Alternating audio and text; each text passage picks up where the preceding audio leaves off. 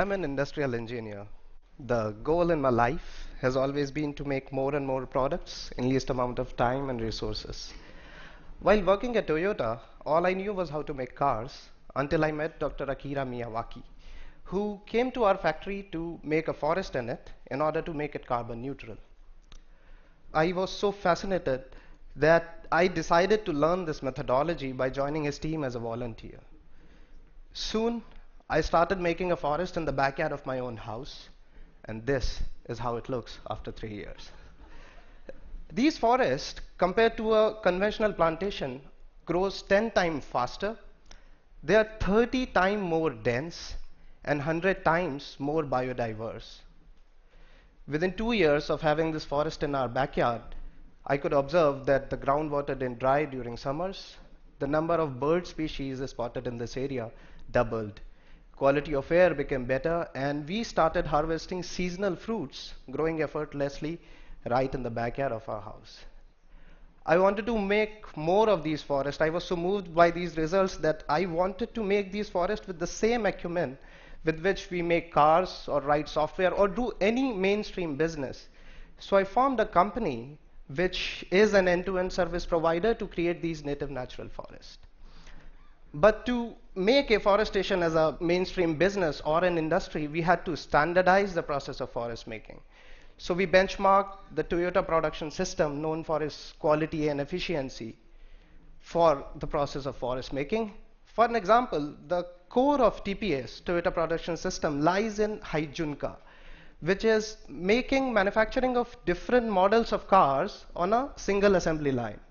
We replace these cars with trees, using which now we can make multi-layer forest.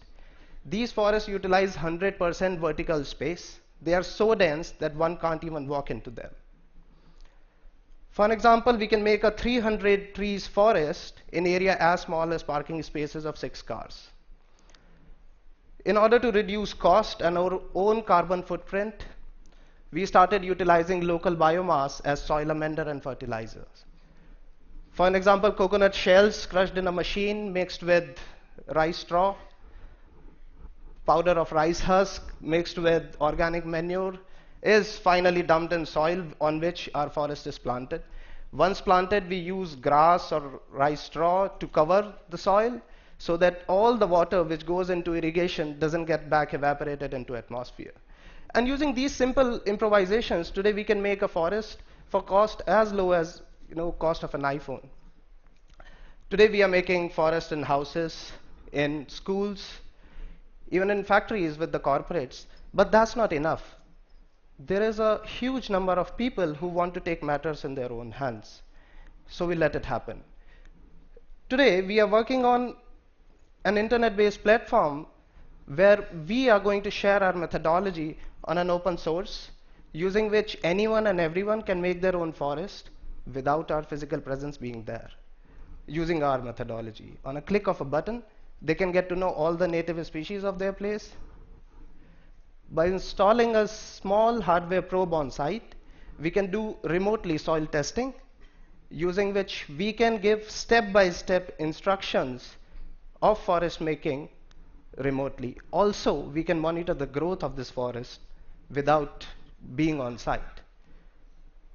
This methodology, I believe, has a potential. By sharing, we can actually bring back our native forest. Now, when you go back home, if you see a barren piece of land, do remember that it can be a potential forest. Thank you very much. Thanks. Thank you.